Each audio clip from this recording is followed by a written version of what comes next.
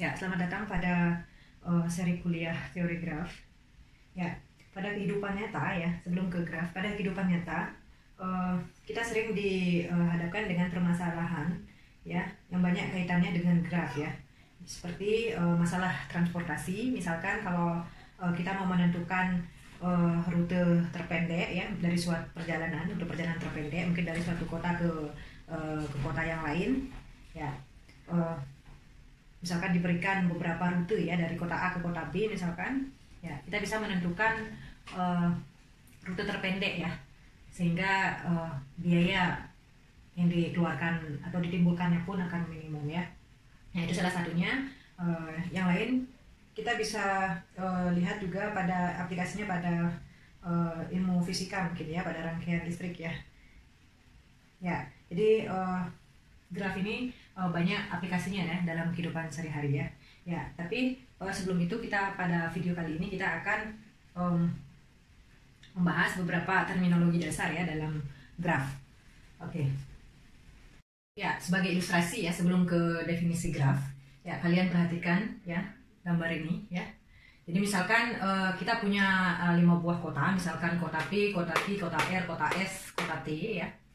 Ya, kemudian ada beberapa jalan menuju kota-kota yang satu ke kota yang lain seperti ini misalkan. Ya, jadi untuk dari kota P ke kota R kita bisa melalui kota Q ya baru ke kota R, atau mungkin bisa melalui kota S dulu baru ke kota R, atau mungkin melalui kota T dan seterusnya ya, seperti itu ya. Ya. Oke.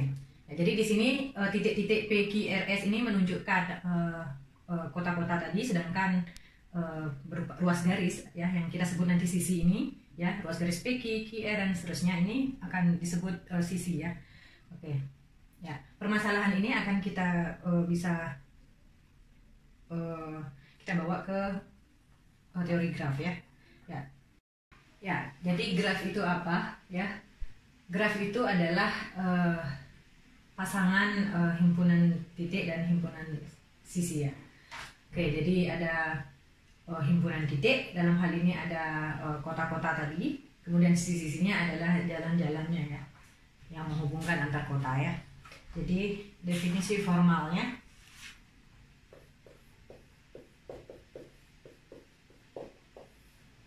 ya, jadi suatu graf G ya adalah suatu pasangan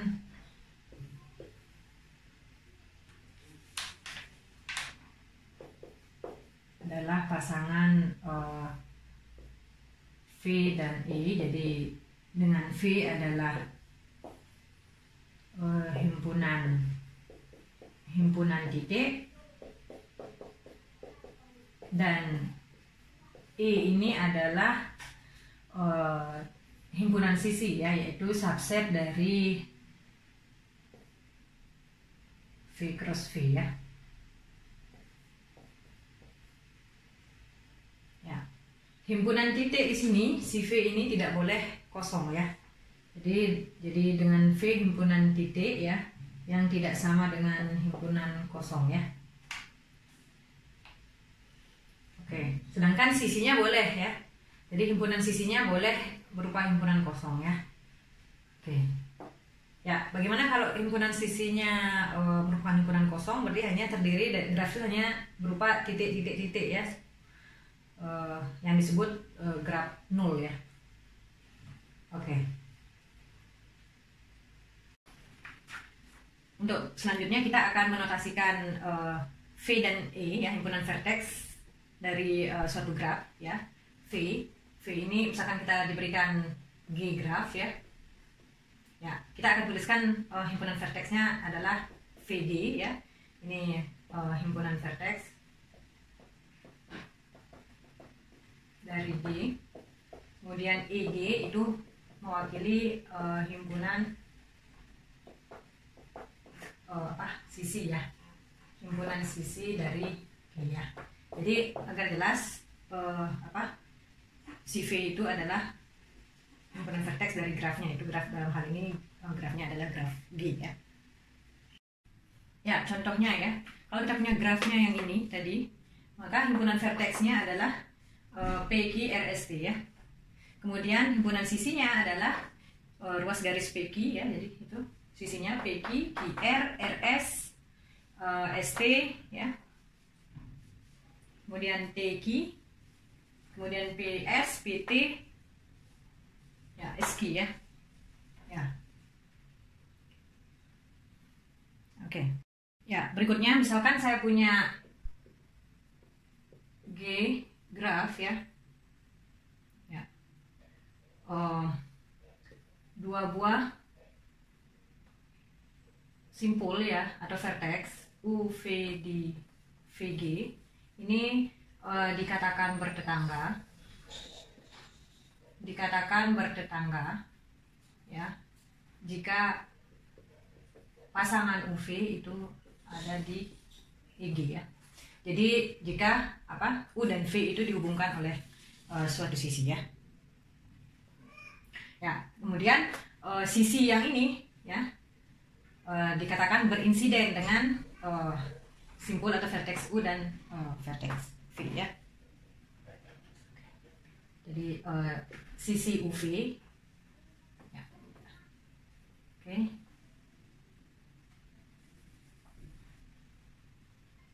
Berikutnya UV.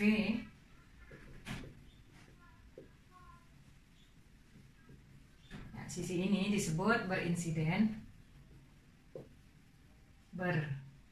bersisian ya guys ya. Bersisian dengan U dan V ya. Dengan simpul U dan simpul V ya. Oke. Ya, contohnya pada graf ini ya. P dan Q bertetangga ya. Q dan R bertetangga, Q dan S bertetangga, T dan P bertetangga ya. Ya, tapi T dan R tidak bertetangga ya. Jadi P bertetangga dengan Q ya. Kemudian P bertetangga dengan S, kemudian P juga bertetangga dengan T.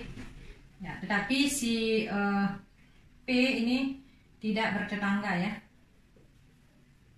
Tidak bertetangga dengan R. Karena tidak ada sisi yang menghubungkan P dengan R ya. Oke. T dengan R juga tidak bertetangga ya. Oke. Ya. Ya. Dua buah sisi di G dikatakan bertetangga ya jika ada vertex di G yang bersisian dengan kedua sisi tersebut ya. Ya, contohnya pada graf itu ya. Titik, kalau kalian perhatikan titik Q itu bersisian dengan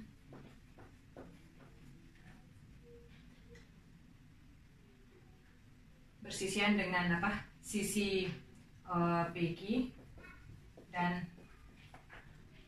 QR ya.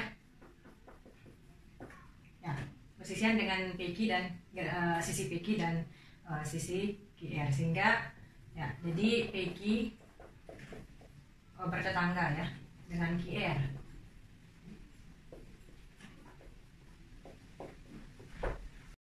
Ya, terkadang dalam kehidupan nyata ya kalau kita mau pergi ke suatu tempat ya, dari tempat kita ke tempat yang akan kita tuju itu bisa punya jalan alternatif ya.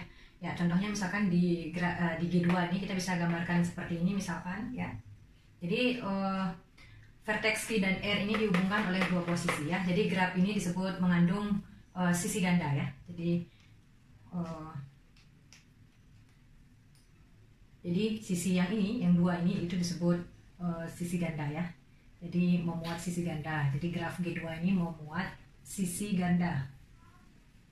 Jadi QR-nya itu, sisi QR-nya ada dua ya. Ya.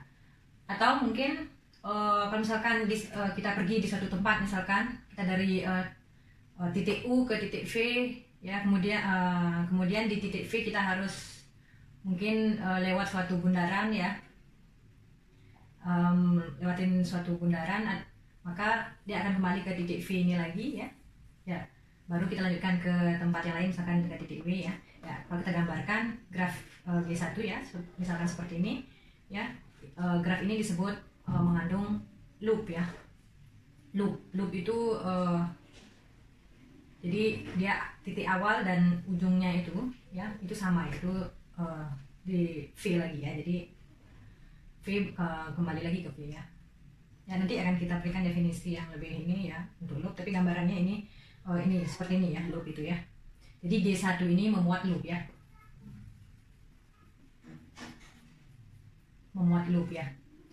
Ya, bagaimana menuliskan sisi loop ya? V pasangan V ya, seperti itu ya. Ya, kalau sisi ganda gimana? Kita ya sisi QR-nya ada 2 kali ya, berarti. Nah, terkadang lagi kalau misalkan kita mau pergi dari satu arah ke satu tempat ke tempat yang lain, jalan yang tersedia itu hanya satu arah ya. Jadi kita tidak bisa bolak-balik ya. Jadi misalkan kalau seperti ini dari W ke V atau V ke W ya.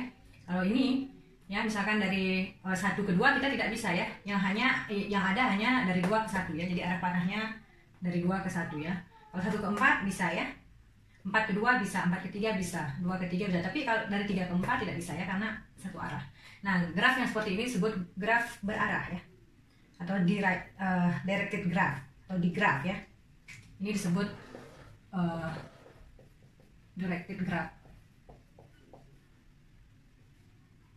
Ya, yang disingkat dengan digraph ya. Oke. Ya, dan pada kehidupan nyata kita akan banyak juga sebenarnya bertemu dengan kasus digraph ini ya. Ya. Kemudian kalau di sini kita sebut dengan sisi ya, yang pada graf tidak berarah. Kalau di graf berarah ini sisi yang punya arah ini disebut dengan arcs ya. Di sisi berarah ini disebut arc. Sisi berarah ya. Jadi directed edge ya. Oke. Jadi kalau di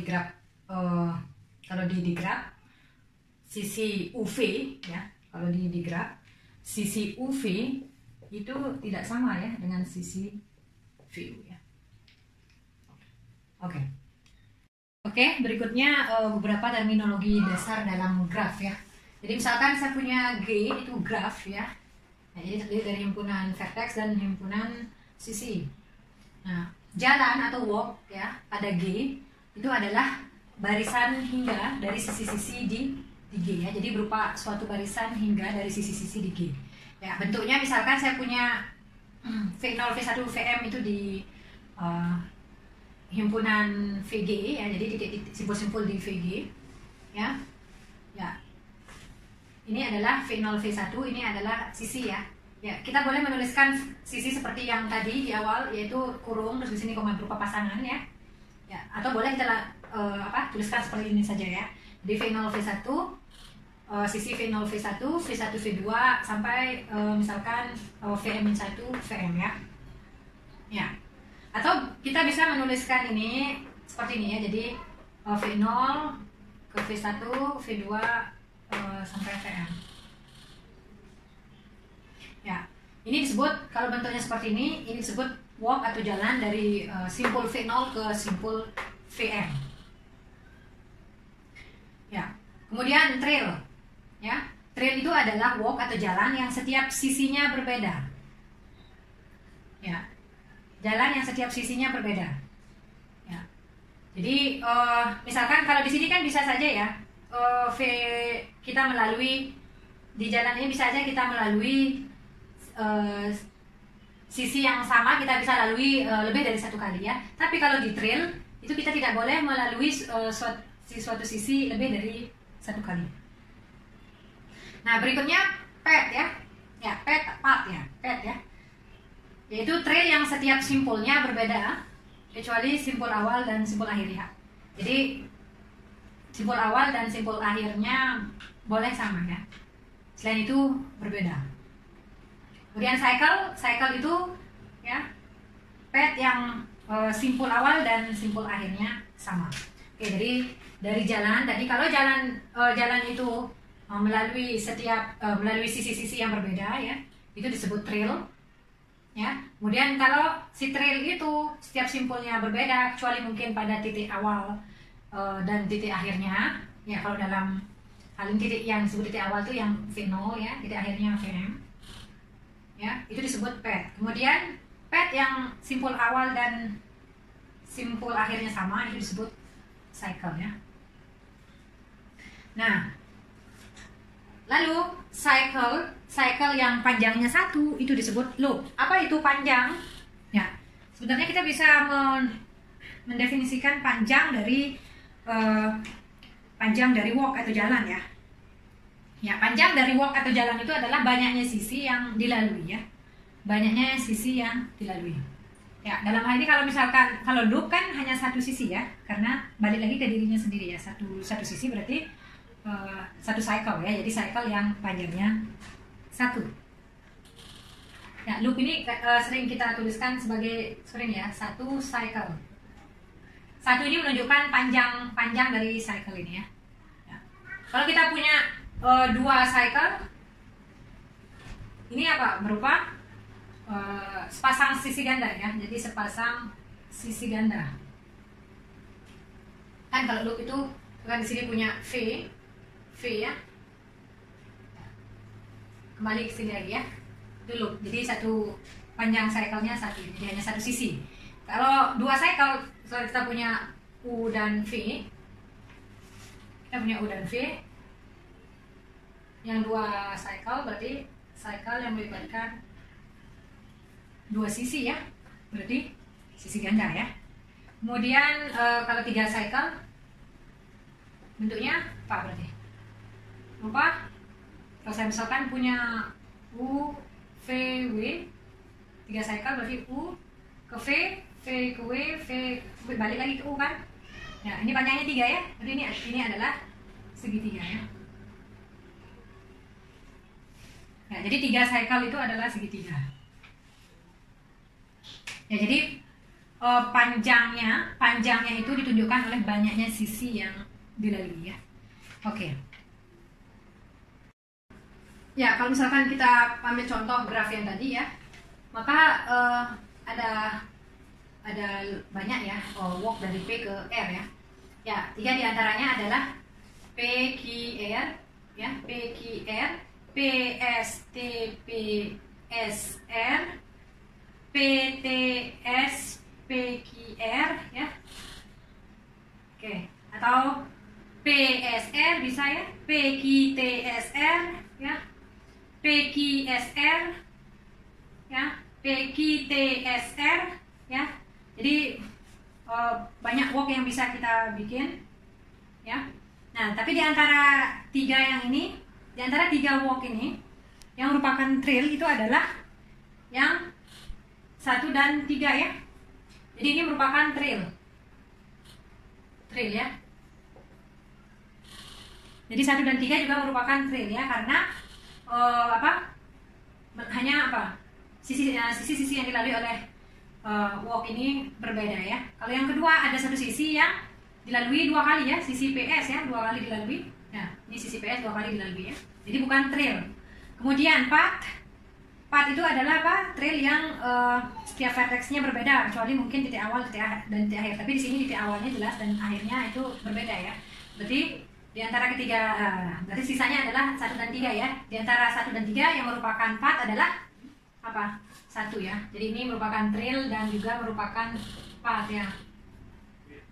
Yang 3 bukan path ya, trail tapi bukan path karena ada suatu vertex yang dilalui lebih dari 1 kali, yaitu P ya. Nih. Oke, jadi itu ya perbedaan walk, trail dan path. Berikutnya ya, kita yang terlupa tadi adalah derajat ya. Kalau kalian perhatikan ya, titik P di sini ada 3 buah sisi ya yang bersisian dengan titik P ya, simpul P ya. Itu juga Q ya, Q ada 4 buah sisi yang bersisian dengan simpul Q. Kalau R ada 2 buah sisi ya yang bersisian dengan simpul R ya. S itu ada 4 buah ya, 4 buah sisi ya. Kemudian T ada 3 buah sisi ya. Ya, banyaknya sisi yang bersisian dengan suatu simpul ini disebut sebagai derajat simpul itu ya. Jadi derajat simpul itu adalah banyaknya sisi yang bersisian dengan simpul tersebut, itu disebut derajat ya, derajat simpul ya. Ya, kita notasikan biasanya pakai gini ya, notasinya misalkan degree P misalkan di sini. Jadi derajat P itu di situ adalah 3 karena ada 3 buah sisi yang bersisian dengan P ya. Ya. Kemudian kalau derajat S misalkan ada 1 2 3 4 ya. Jadi 4. Kalau kita perhatikan lagi yang ini ya, graf yang ini, maka kalau kita ambil setiap 2 vertexnya ya, pasti ada path atau lintasan yang menghubungkannya ya. Misalkan P dengan R ya, path yang menghubungkannya adalah PQR ya, P atau apa, PSR ya. Ya. Kemudian T dengan R ya, T dengan R ada pathnya adalah PSR ya, atau DPR ya, ya dan seterusnya ya. Oke. Ya. Jadi graf yang seperti ini kalau kita ambil setiap 2 simpulnya pasti kita bisa temukan lintasan atau path yang menghubungkannya. Graf tersebut disebut graf terhubung ya. Oke, misalkan sekarang saya punya G graf terhubung ya, dan VI VJ adalah 2 buah vertex di himpunan vertex G ya. Ya, jarak dari VI dan VJ itu kita definisikan sebagai panjang path atau lintasan minimum ya. Jadi panjang path atau lintasan minimum dari VI ke VJ ya. Notasinya adalah DVI VJ ya.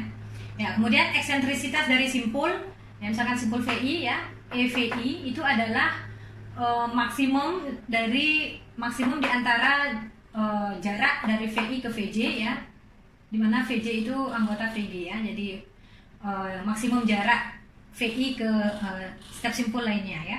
Kemudian diameter graf G itu adalah maksimum dari eksentrisitas setiap titiknya ya. Kemudian radius dari graf G adalah minimum dari eksentrisitas setiap titiknya ya. Oke. Ya, contohnya pada graf yang ini sekarang, ya karena ini graf terhubung, ya karena ini graf terhubung maka kita bisa mencari jarak 2 buah titik ya.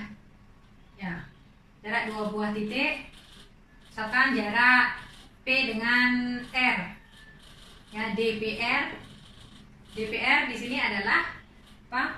Panjang lintasan minimum dari P ke R ya. Panjang lintasan minimum adalah 2 ya.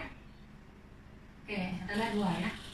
Ya, walaupun PTSR adalah lintasan juga dari P ke R, tapi dia tidak minimum ya. Karena ada yang lebih kecil yaitu dari PQ pada lintasan PQ ya. Kemudian kita mencari eksentrisitas setiap simpul, misalkan mencari eksentrisitas P. Eksentrisitas P yaitu apa tadi, maksimum ya, maksimum dari jarak P ke setiap titik lainnya. Yang maksimum adalah 2 ya. Ya, karena jarak P ke T itu 1, P ke Q 1, P ke S 1, ya P ke R 2 ya. Berarti yang maksimum adalah 2. Jadi eksentrisitas P 2. Kemudian eksentrisitas Q 1 ya. Eksentrisitas R 2 ya. Eksentrisitas S 1. Eksentrisitas T adalah 2 ya. Karena jarak terjauh T itu adalah dari T ke R ya. 2. Ya, berikutnya itu diameter ya. Diameter dari graf G ini adalah eksentrisitas yang paling maksimum di antara ini ya. Eksentrisitas paling maksimum adalah 2 ya. Eksentrisitas maksimumnya 2. Kemudian radiusnya yang minimum, radius dari G yaitu minimum dari eksentrisitas ini, itu 1 ya. Oke. Ya, yang terakhir ya sebagai latihan. Ya, misalkan saya punya graf gamma ya seperti ini. Ya, tentukan yang pertama path terpendek dari R ke U, jadi simpul R ke U. Kemudian kalian tentukan derajat step simpul dari graf gamma ini. Kemudian jarak dari S ke U. Kemudian eksentrisitas step simpul, dan yang terakhir adalah diameter dan radius dari graf gamma ini ya. Oke, ya, oh ya, satu terlupa adalah tadi saya sempat sebutkan loop dan multiple edges ya, sisi ganda ya. Ya, kalau kita punya graf yang tidak mengandung loop dan sisi ganda, itu disebut graf sederhana ya. Selain itu disebut graf tidak sederhana. Oke. Sekian saya rasa untuk pertemuan kali ini ya. Jika ada pertanyaan silakan kalian langsung komentar atau chat via grup WhatsApp ya. Oke, sekian, terima kasih.